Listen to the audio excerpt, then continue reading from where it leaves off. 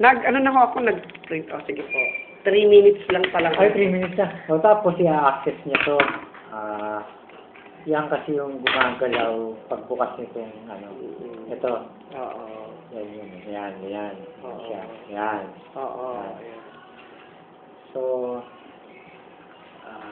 the moment na nabutas niya na to, meron siyang hard object. Ang gagawin lang niya, isundot na gano'n para magalaw niya to.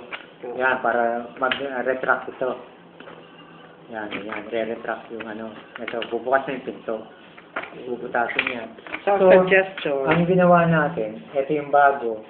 Ganyan din yan, pareho yan. So, ganyan yan. Ito yung mechanism na sinusundot niya. Ang ginawa natin, protektahan natin to para huwag niya matundot. Kahit mabutas niya to, hindi niya ma-access to. Itong area to. Gumawa tayo nito para ilagay dyan as protection. Helmet niya. Kung magkano helmet. Protection niya. Pero may ilalaki naman po siya. Oo, malalaki yan. Hindi siya makaka-access dyan.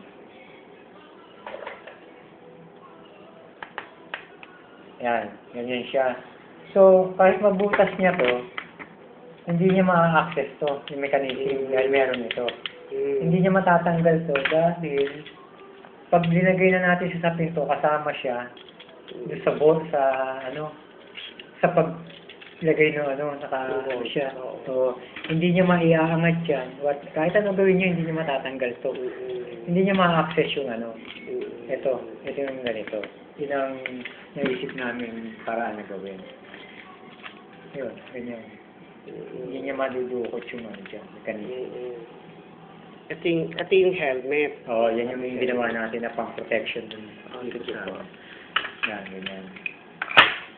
Kahit kasi magpalit ng pinto niyan, basta binutas niya dito yan.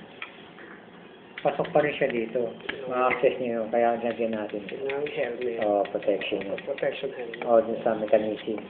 Okay na po. Okay. Copy. Stop.